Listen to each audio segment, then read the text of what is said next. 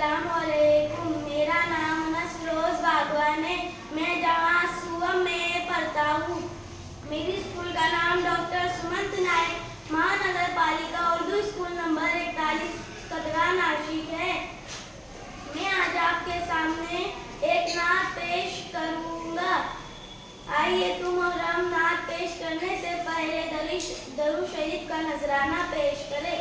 मौलाया सल्ली व सल्लिम दाइमन अबदन अला हबीबिका खैरुल खल्क़ि कुल्लिहिम। आइए हम सब नाच शुरू करें। या नबी नज़्र करम फरमाना, या नबी नज़्र करम फरमाना, ए हसनैन के नाना, ए हसनैन के नाना।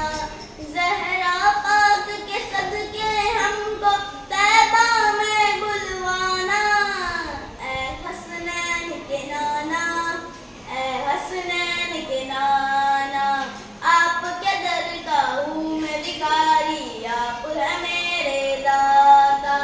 सारे रिश्ते नातों से है प्यारा अपना नाता। आप तो है आता है जिनको सबकी लाज निभाना, ए हसनैन के नाना, ए हसनैन के नाना। बेसाया है लेकिन दो जगह पर है आपका साया। अर्श मोहल्ला बना मोहल्ला, दीन को रब ने बुलाया। हश्र तलकना होगा किसका ऐसा ना जाना, ए हसनैन के नाना, ए हसनैन के नाना। सज गई है मीराज की महफिल, क्या है खूब नजारा।